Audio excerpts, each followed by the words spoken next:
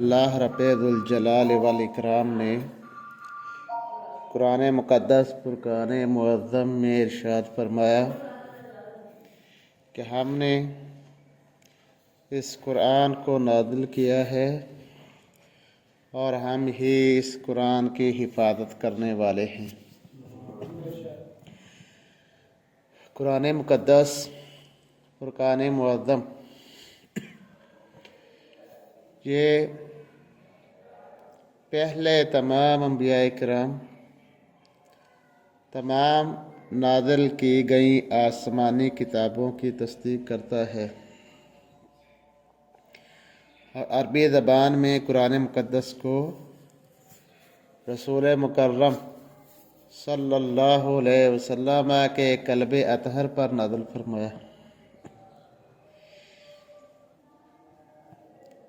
اور یہ قرآن ہمیشہ کے لیے رہے گا۔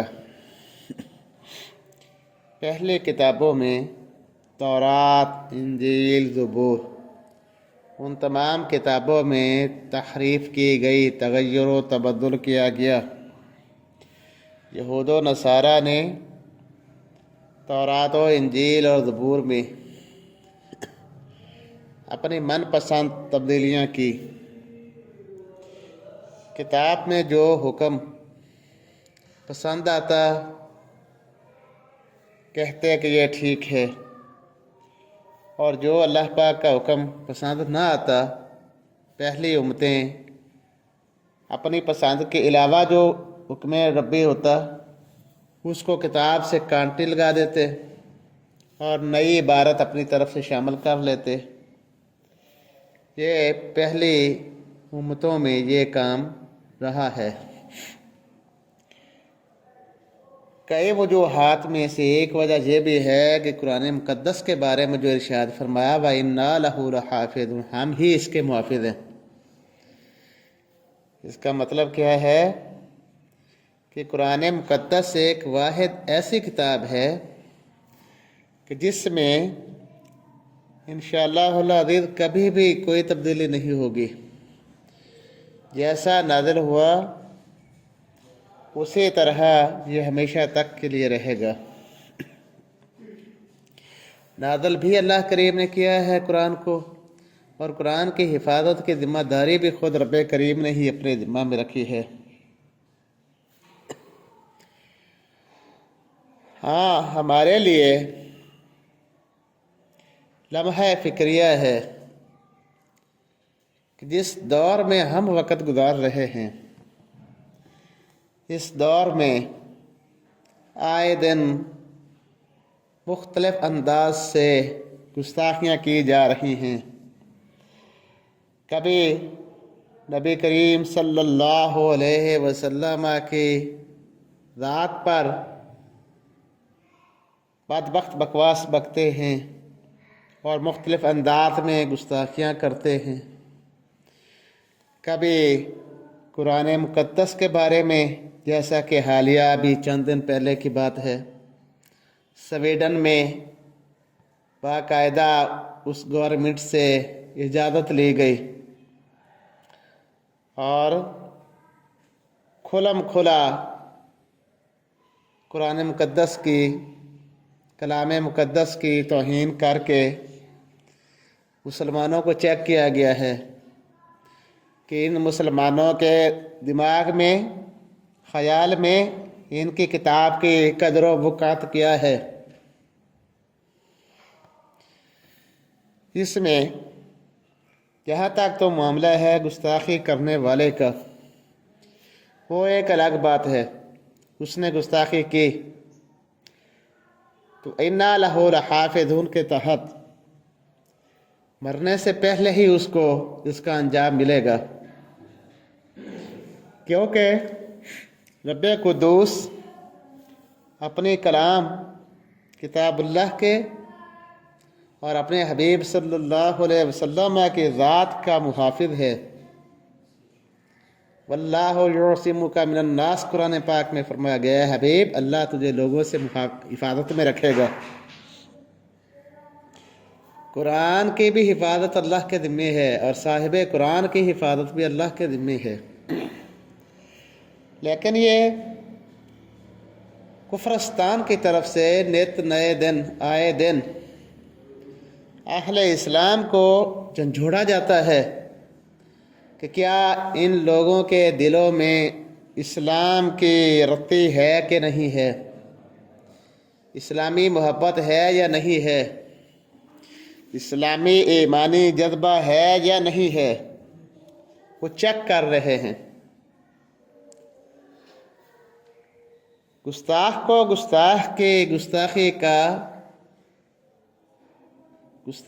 گستاخی کا انجام اس کی زندگی میں ہی ملے گا، آخرت میں تو جو ہے سو ہے۔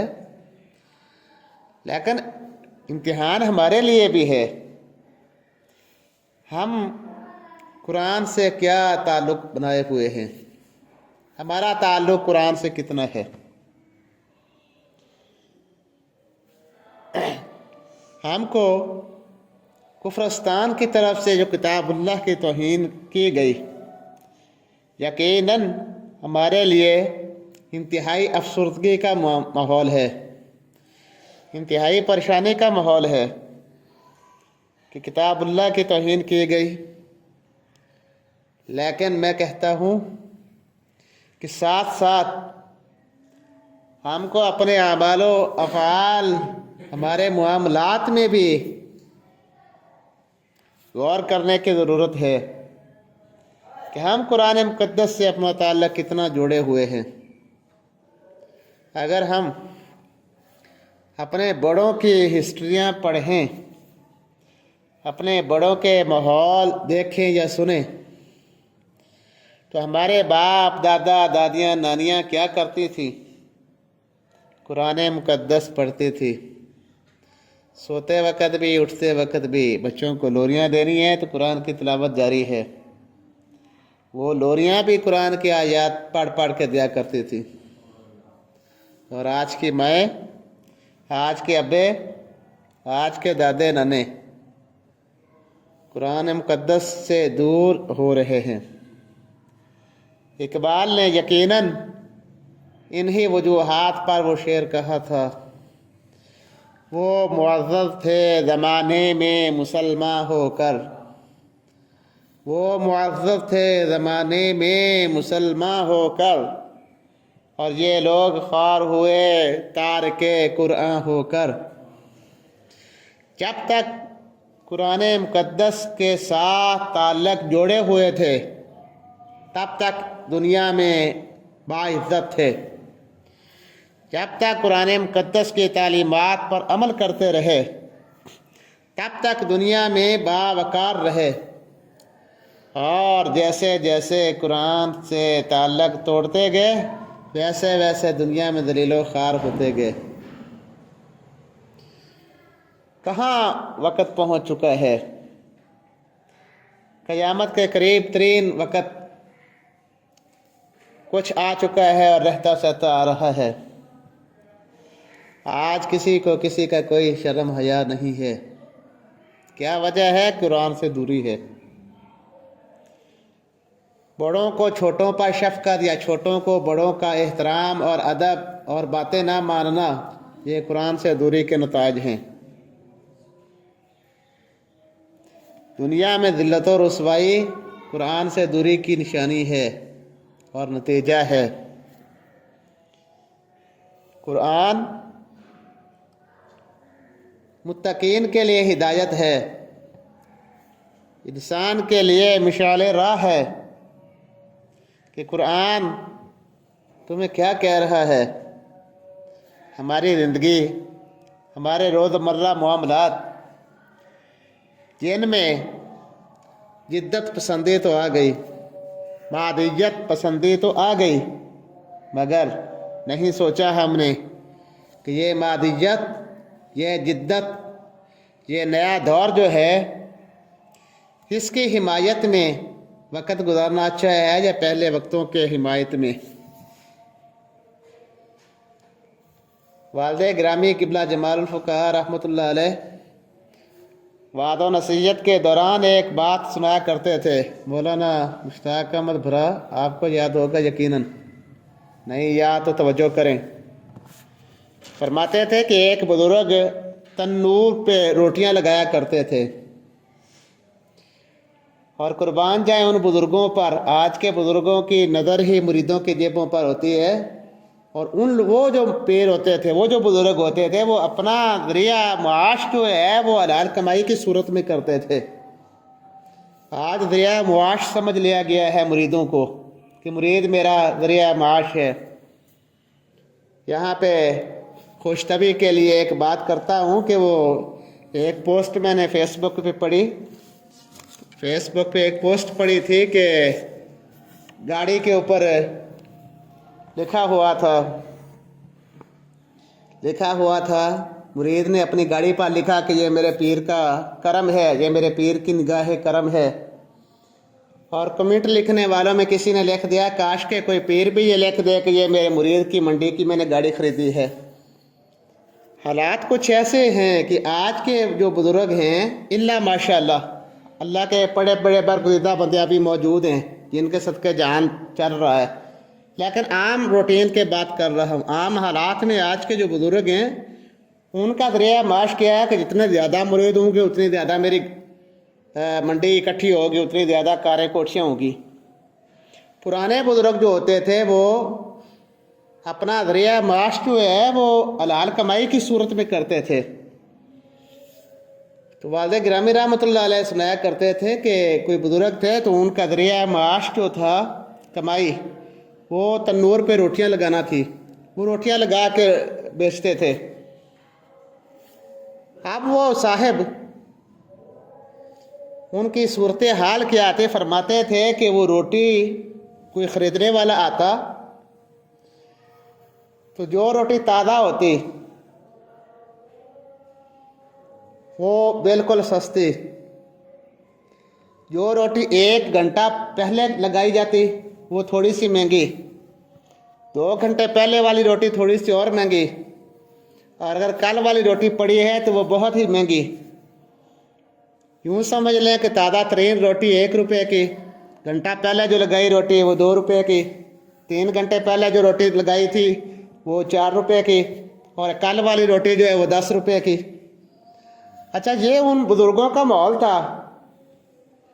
اب بزرگوں کے کسی مرید نے عقیدت مند نے پوچھا کہ بابا جی آپ کو خیریت تو ہے، تازہ روٹی سستی بیچتے ہو جبکہ جتنی باسی روٹی ہے جتنی پرانی ہے اتنی ہی وہ زیادہ مہنگے دام بیچتے ہو، اس کی کیا وجہ ہے؟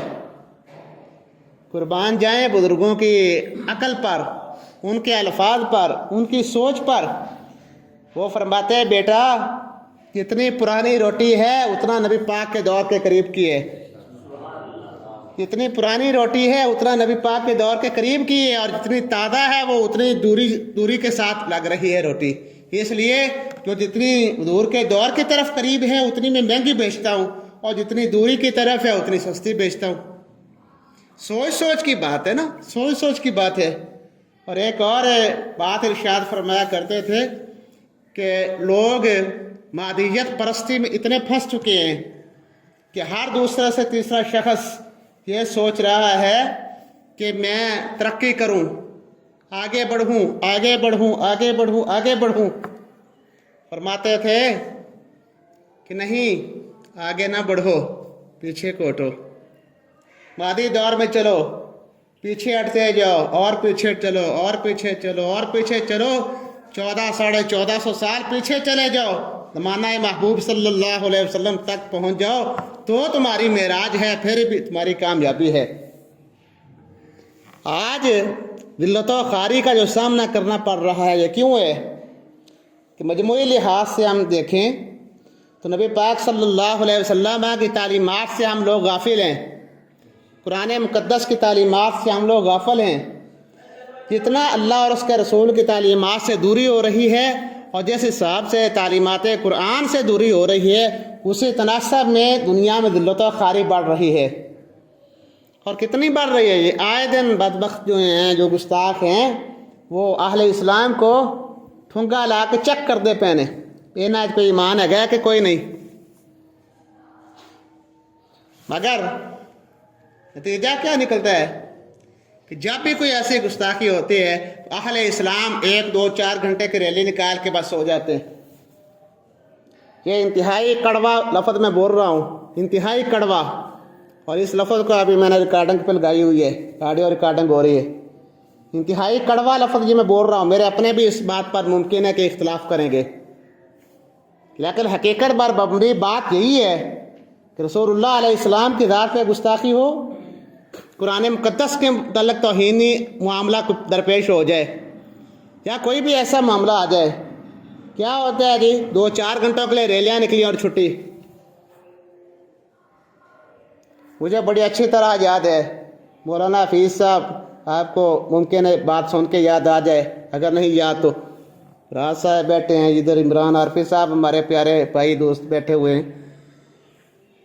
बात ये है कि किबला जमाल फ़ुक़हा रहमतुल्लाह अलैह ने एक बात इरशाद फरमाया करते थे कि जब पाक और हिंद इकट्ठा था तो पाकिस्तान जब अलहदा हुआ तो तकरीबन उस दौर की बात है कि मुसलमानों के पास नबी मुकर्रम शफ़ी मुअज़्ज़म सल्लल्लाहु अलैहि वसल्लम का मुँह मुबारक था,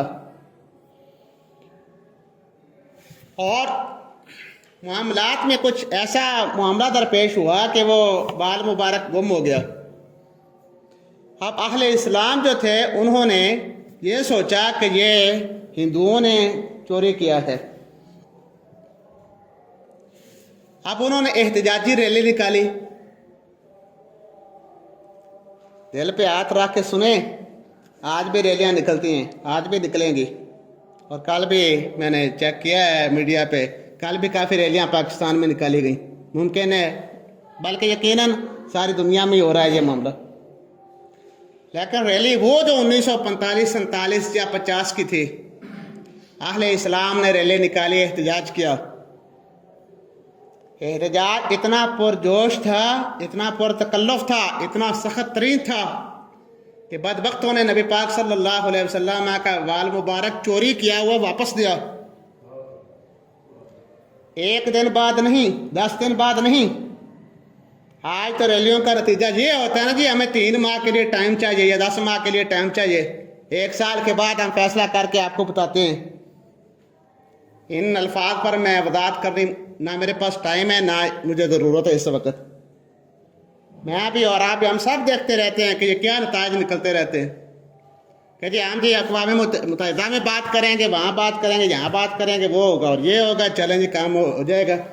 अब जब साल गुजरेगा देखा जाएगा फिर नई रैली निकाल लिए या क्या करना है, या वैसे ही मामले को ठप देना है।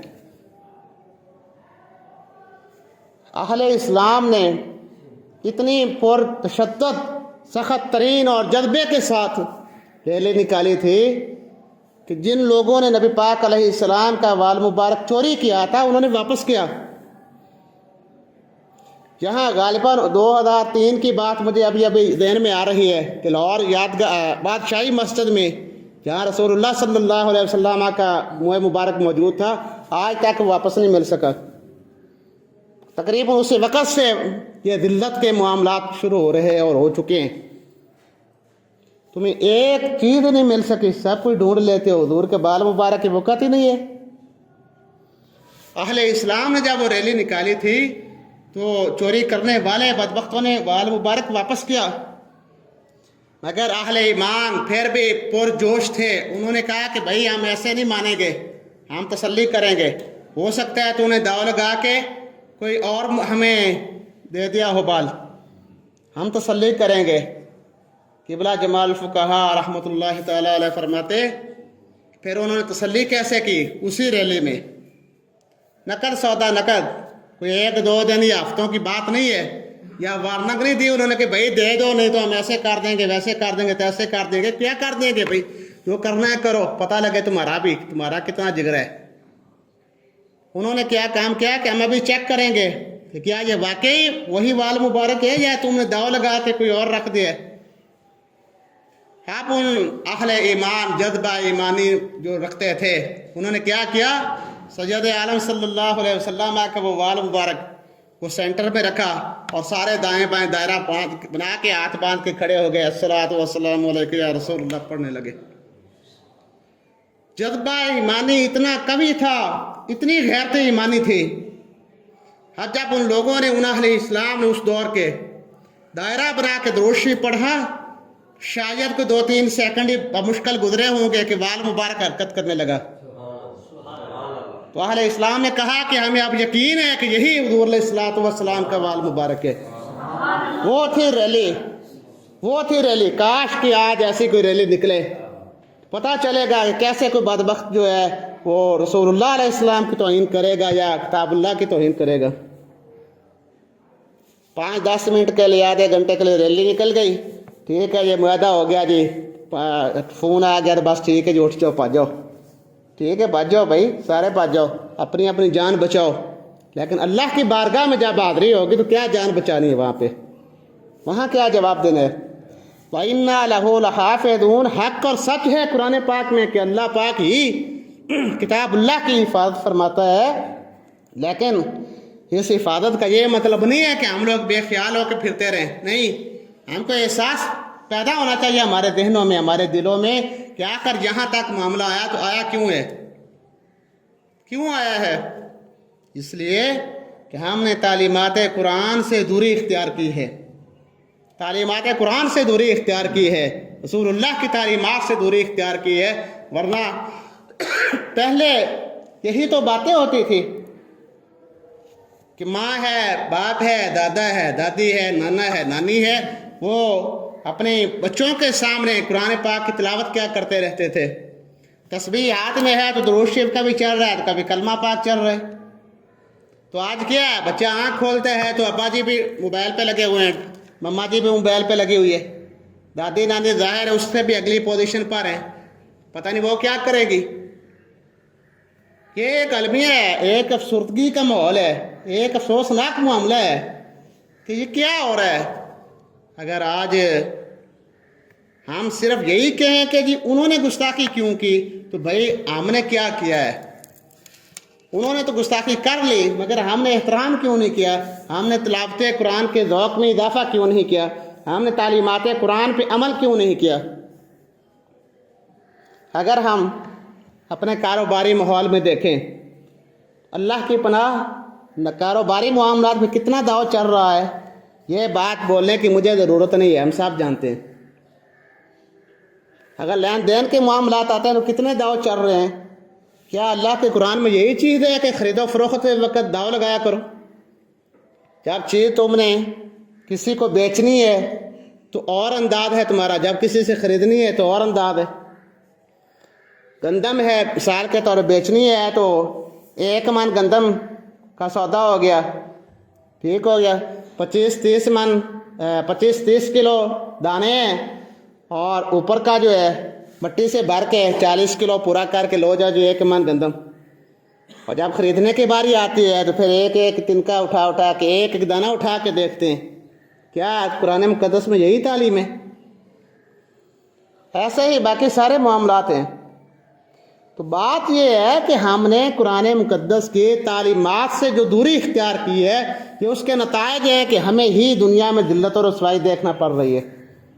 کاش کہ وہ جذبہ ایمانی پیدا ہو جائے لاہور میں۔ اور جذبہ ایمانی کیسا ہوتا تھا؟ پرانے جو صاحب ایمان لوگ ہیں ان کے جذبے کیسے ہوتے تھے؟ لاہور شالمی چوک پہ وہاں مسجد شاہ بھر موجود ہے ابھی بھی، اس جگہ پہ ہندوؤں اور مسلمانوں کا مقابلہ ہو گیا۔ مسلمانوں نے کہا کہ ہم یہاں اپنا عبادت خانہ بنائیں گے، مسلمانوں نے کہا کہ ہم اپنا عبادت خانہ یعنی مسجد بنائیں گے، اور ہندوؤں نے کہا کہ ہم اپنا مندر بنائیں گے، اپنی عبادت گاہ بنائیں گے۔ اب یہ معاملہ دو طرفہ طور پہ اختلاف بڑھتا گیا۔ شام کا وقت قریب ہو گیا، کہا گیا کہ بھئی صبح اٹھ کے فیصلہ کریں گے کہ اس جگہ ہندوؤں نے مندر بنانا ہے یا مسلمانوں نے مسجد بنانی ہے۔ ٹھیک ہے، سارے اپنے اپنے گھروں چلے گئے، سب اپنے اپنے گھروں کو چلے گئے کہ صبح آ کے نئے آج سرے 9 میٹنگ کریں گے کہ جس جگہ پہ مندر بنانا ہے یا مسجد بنانی ہے، ووٹنگ ہوگی جو بھی ہے۔ اب ہوا کیا، بات جذبہ ایمانی پہ کرنے لگا ان مسلمانوں کا جذبہ کتنا تھا، تو انہوں نے کہا کہ جب صبح ہوگی تو میٹنگ کریں گے نا، ہم صبح ہونے سے پہلے پہلے مسجد بناتے ہیں، صبح سے پہلے پہلے مسجد بناتے ہیں۔ برا جذبات کو یاد کریں، جب مولانا صاحب، حفیظ صاحب، عمران حافظ صاحب، جب سچا جذبہ ہوتا ہے پھر اللہ تعالیٰ کی مدد بھی شامل حال ہوتی ہے۔ اس دور کے مسلمانوں نے کہا کہ ہم فیصلے تو کل ہوتے ہیں، ہوں گے جو ہوں گے، ہم آج ہی مسجد بنائیں گے اور ابھی بنائیں گے۔ ابھی کیسے مسجد بنی، کیسے مسجد بنی؟ ابھی رات کی تاریکی چھائی، اینٹیں بھی آ گئی، اینٹوں کو لگانے کے لیے رسالہ جات بھی تیار ہو گئے، مستری بھی ہو گئے، مزدور بھی ہو گئے، اور رات میں مکمل مسجد بنا دی۔ اور صبح ہندو جب آئے میٹنگ کرنے کے لیے دیکھا تو مسجد تو تعمیر ہو چکی ہے۔ اس مسجد کے بارے میں اقبال نے کہا تھا، مسجد تو بنا دی شب بھر میں ایمان کی حرارت والوں نے، من اپنا پرانا پاپی ہے برسوں میں نمازی بن نہ سکا۔ مسجد بنانے کا شوق تو آج بڑا ہے کہ ہم مسجد بناتے ہیں، مسجد بناتے ہیں، مسجد بناتے ہیں۔ بھائی مسجد کو بنانا کمال نہیں ہے، مسجد کو بنانے کے بعد اس کو آباد رکھنا کمال ہے۔ آج کتنی مساجد ہیں جو ویران پڑی ہیں اور نئی مسجد بنانے کے جذبے ہیں، کتنی مساجد ہیں ایسے ہمارے عارف والا میں ہیں، اب میں نام نہیں لینا چاہتا، میرے دوست بیٹھے ہوئے ہیں جنہوں نے مسجد بنا کے مسجد کو گویا کہ ویران کر چھوڑا ہے، اذان نہیں ہوتی، نمازیں نہیں ہوتی۔ کس کے سامنے اب اپنا پیٹ ننگا کریں، کس کے سامنے یہ رونا روئیں کہ مسجد بنانے میں تو بڑا شوق ہے لیکن اس کو آباد کرنے کا کوئی خیال نہیں ہے۔ یہی کیفیات ہیں، یہی معاملات ہیں کہ آج مسلمانوں پر غیر مسلم جو آئے دن مسلط ہو رہے ہیں۔ کاش کہ کوئی ایسا لمحہ بھی آ جائے کہ ہم سب کو سوچ آئے کہ ہم نے کرنا کیا ہے اور کیا کر رہے ہیں، کیا کرنا ہے اور کر کیا رہے ہیں۔ بس جب تک اسلام، اہل اسلام میں ایمانی جذبہ موجود رہا، اس وقت تک دنیا بھر میں کوئی بھی مسلط نہیں ہو سکا۔ کیا تھا سیدنا عمر بن خطاب رضی اللہ تعالیٰ عنہ کے دور خلافت میں، کسی ملک سے ایلچی آتا ہے، پیغام رساں آتا ہے کہ میں نے مسلمانوں کے امیر سے ملاقات کرنی ہے۔ اب وہ جب غیر مسلموں کی طرف سے بھیجا گیا پیغام رساں وہ مدینہ عالیہ میں آتا ہے، تو مدینہ عالیہ میں پہنچنے کے بعد اس نے پوچھا کہ مسلمانوں کا امیر کہاں ہے؟ بتایا جاتا ہے کہ ہمارا امیر اس طرف باغ ہے اور اس باغ میں آرام فرما ہے۔ وہ غیر مسلموں کا جو پیغام رساں تھا، جو ایلچی تھا، جو ڈاکیا تھا، وہ عمر بن خطاب رضی اللہ تعالیٰ عنہ کی طرف آ رہا ہے، جو قریب آتا ہے ویسے ویسے کانپتا جا رہا ہے۔ اور قریب آ کے جب دیکھا تو پوچھا کسی سے کہ کون سا امیر المومنین؟ کہا وہ جو صرف ایک اینٹ سر کے نیچے رکھ کے سویا پڑا ہے، نہ بستر ہے، نہ چارپائی ہے، نہ چٹائی ہے، وہ ہے مسلمانوں کا امیر۔ جب اس کیفیت کو اس کافروں کی طرف سے بھیجے گئے شخص نے دیکھا تو وہ حیران رہ گیا، مسلمانوں کا امیر، حالت یہ ہے کہ سر کے نیچے اینٹ ہے، نہ چٹائی ہے، نہ مسلح ہے، نہ صف ہے، نہ بستر ہے، نہ چارپائی ہے، اور اتنا دبدبا ہے کہ پوری دنیا میں عمر بن خطاب کا نام چل رہا ہے۔ اور پھر حیرت کی بات ہے، جتنا قریب آ رہا ہوں اتنا دل میرا کانپ رہا ہے۔ بڑوں کے پاس میں گیا ہوں، کبھی تک میں ڈرا نہیں۔ وہ کیا تھا؟ وہ ایمانی غیرت تھی، ایمانی جذبہ تھا۔ یہی پہ بات کو مکمل اختتام کرتے ہیں۔ شاید کہ میرے اور تیرے دل میں اتر جائے کوئی بات، ہم کو سوچنے کی ضرورت ہے کہ ہم کیا کر رہے ہیں۔ اللہ تعالیٰ پناہ عطا فرمائے، اللہ ہم سب کو جذبہ ایمانی عطا فرمائے، قرآن مقدس کا ادب، قرآن مقدس کی تلاوت کا ذوق اور قرآن مقدس کی تعلیمات پہ عمل کی اللہ ہم سب کو توفیق عطا فرمائے۔ وہ معزز ہے زمانے میں مسلمان ہو کر، اور یہ لوگ خار ہوئے تارک قرآن ہو کر۔